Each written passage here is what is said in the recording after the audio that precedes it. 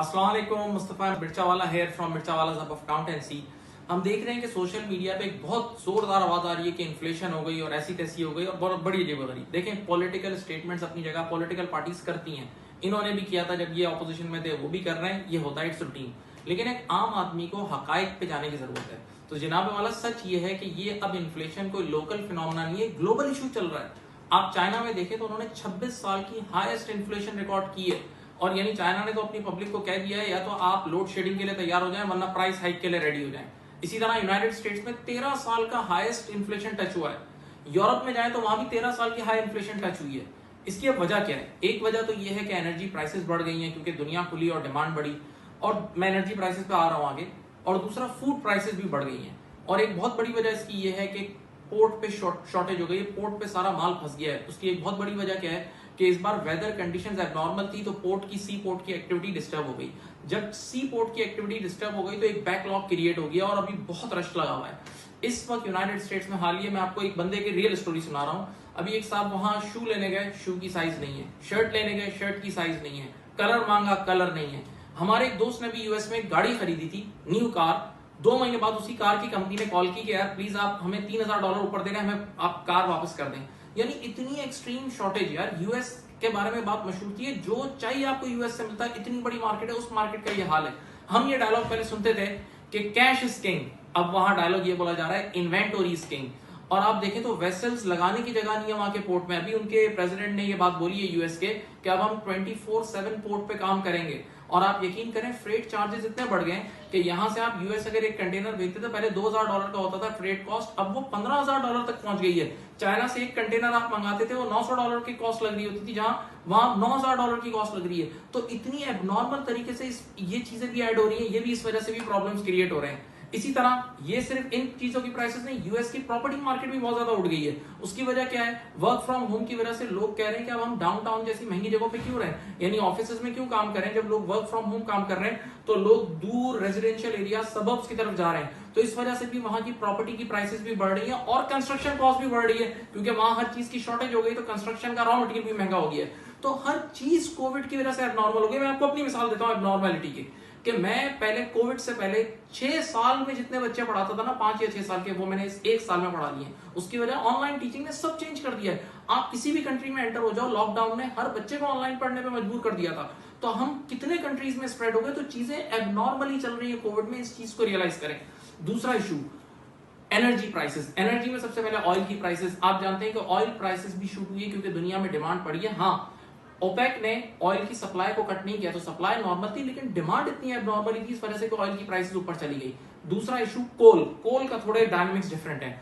देखें, कोल जो है ना, वो एशिया में, यहाँ चाइना और इंडिया में 50% ऑफ द एनर्जी प्रोडक्शन में यूज होता है, और कोल की प्राइसेस भी बढ़ गई क्योंकि कोल भी शॉर्ट हो गया था। अब कोल क्यों शॉर्ट हुआ? कोल का क्या था? एक रीजन तो ये था कि चाइना ने कार्बन ओमिशन को कट डाउन करने के लिए अपनी कोल माइंस बंद किए। सेकंड, चाइना का ऑस्ट्रेलिया से कुछ फड्डा हो गया, तो चाइना ने ऑस्ट्रेलिया से जो कोल इंपोर्ट होता था वो भी बंद कर दिया, उसमें भी बहुत ज्यादा कट डाउन कर दिया।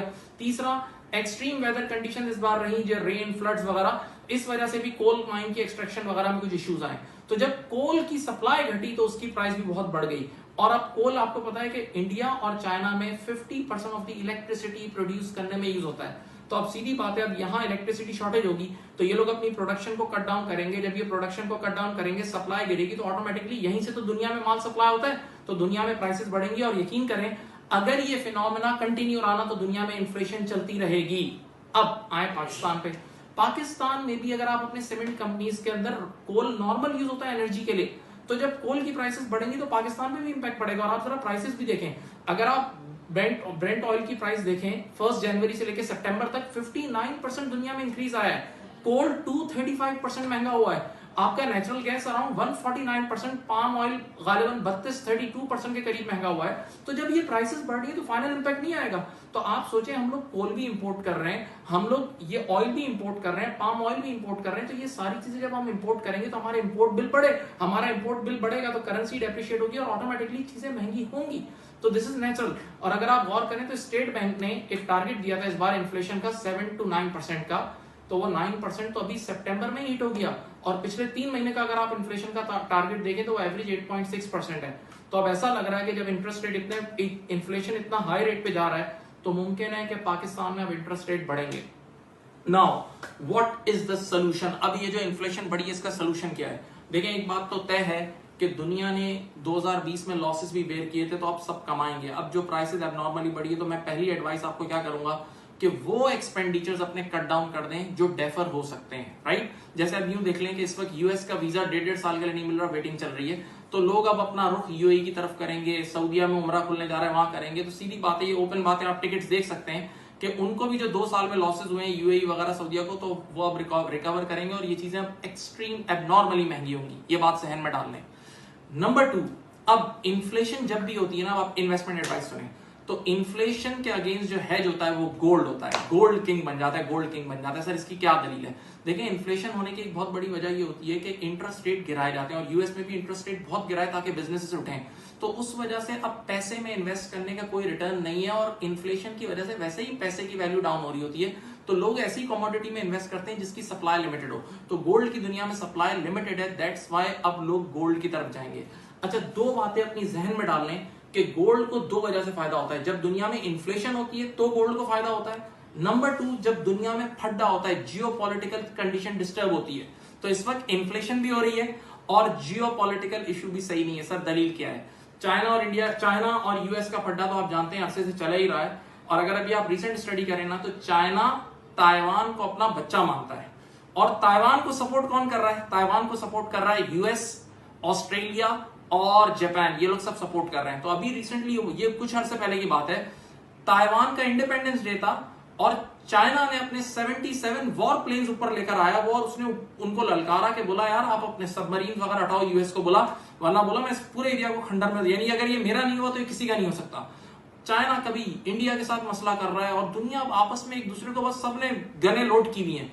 तो ये हालात का खराब होना इस बात की निशानदेही कि गोल्ड ऊपर जा सकता है। और अगर आप गोल्ड की मूवमेंट अभी लास्ट वीक में देखें ना, एंडिंग में, तो $1770 से एकदम $1800 को उसने टच मारा है। तो मुमकिन है, एक्सपर्ट्स कह रहे हैं कि जो भी इसका लास्ट हाई था ना $2040, इस बार वो भी ब्रेक कर दे।